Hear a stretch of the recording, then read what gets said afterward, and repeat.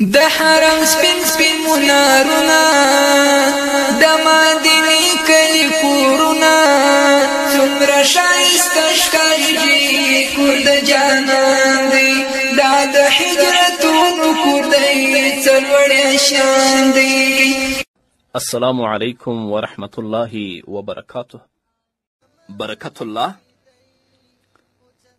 د لوګر له ولایت څخه سلامونه رالیږلي او د سلام نه یې وروسته لیکلي چې زه یوه پوښتنه لرم. پوښتنه مې دا ده چې په ولاړه د اوبو څکل څنګه دي؟ او د ځینې علماو نه ما اوریدلی دي چې دوی به ویل که چا په ولاړه باندې اوبه وڅکلې باید بیرته یې راوګرځوي، یعنې قید یې کړي. حاجي صاحب محترم، د اوبو د څکلو پر برابر د احادیثو په کتابونو کې مختلف احادیث موجود دي.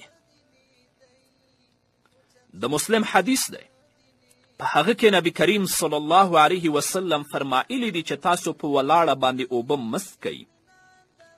لا یشربن احد منکم قائما. نبی کریم صلی الله علیه وسلم فرمایي چې هیڅ څوک دی په تاسو کې په ولاړه باندې اوبه نه څکي.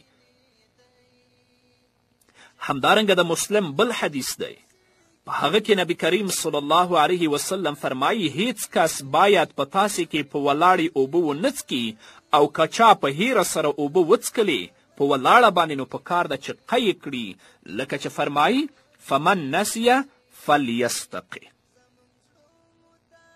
که چا په هیره سره په ولاړه باندې اوبه وڅکلې بیرته دې راوګرځئ. دا یو قسم احادیث دی. دوهم قسم احادیث هغه دي چې په هغو کې دغه مضمون نقل شوی چې رسول الله صلی الله علیه وسلم او غټو صحابه و کرامو رضی الله عنهم په ولاړې اوبه څکلي دي. مثلا جبیر بن مطعم رضی الله تعالی عنه فرمایي چې ما ابابکر صدیق رضی الله تعالی عنه ولیده چې په ولاړې اوبه څکلي. او امام مالک رحمه الله فرمای چې ابوبکر رضی الله تعالی عنه، عمر رضی الله تعالی عنه، عثمان رضی الله تعالی عنه په ولاړه اوبه وڅکلي. او حضرت علی کرم الله وجهه اودس وکړ، د اوداسه نه یې وروسته پاتې اوبه په ولاړه باندې وڅکلي، او حواله د رسول الله صلی الله علیه وسلم د فیل ورکړه چې نبی کریم صلی الله علیه وسلم همداسې کړي. عن علي رضی الله عنه انه بعدما توضأ قام فشرب فضل وضوئه وهو قائم ثم قال ان الناس يكرهون الشرب قائما وان النبي صلى الله عليه وسلم صنع مثل ما صنعت. ما ځکه وڅکلې چې نبی کریم صلی الله علیه وسلم څکلي دي. ښه متوجه اوسئ. نو په دې دواړو قسمه احادیثو کې یو قسم تضاد او تعارض صورتا واقع شه. د لومړنیو دوو احادیثو نه معلومیږي چې رسول الله صلی الله علیه وسلم ویلي چې تاسو په ولاړه اوبه مه څکئ، منع یې کړې ده. او د وروستنیو احادیثو نه معلومیږي چې په ولاړه د اوبو څکل جایز دي. خو دغه ظاهري او سرسري تضاد محدثینو دفع کړی دی. محدثین لیکي په کومو احادیثو کې چې د ولاړې د څکلو څخه منع راغلی ده، دا منع د حراموالي لپاره نه ده راغلی. په ولاړې سره اوبه څکل حرام دي، یعنې دې لپاره نه ده راغلی چې په ولاړې سره د اوبو څکل حرام دي، بلکې دا منع تنزیهي راغلی ده. یعنې په ولاړې سره د اوبو څکل مکروه تنزیهي کار دی، حرام نه دی. ښه کار او سنت طریقه دا ده چې په ناسته سره په 3 سا سره په بسم الله سره اوبه وڅکلی شي. دویم دا هم محدثینو لیکلي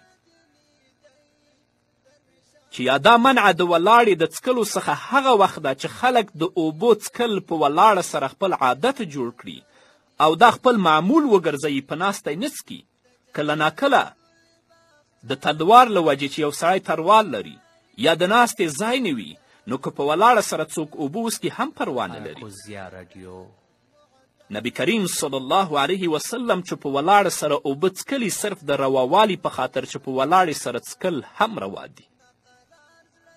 او په حدیث شریف کې چې د قی امر راغلی دا امر د وجوب لپاره نه دی بلکې د استحباب لپاره راغلی، یعنی قی کول واجب نه دی بلکې مستحب او ښه کار دی چې نفس عبرت واخلي.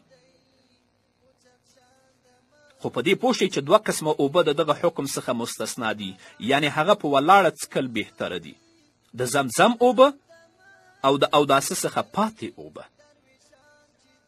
نو ښه کار او مسنون کار دا ده چې اوبه په ناسته باندې په 3 ساګانو باندې وڅکلی شي چې په سر کې بسم الله هم وویل شي. خو که د چا تلوار و یا د ناستې ځای نه و په ولاړې اوبه وڅکلې دا هم پروا نه لري. خو که څوک دا خپل عادت جوړوي دا بیا مکروه دی په کراهیت تنزیهي سره. اوچت شان د مدینې دی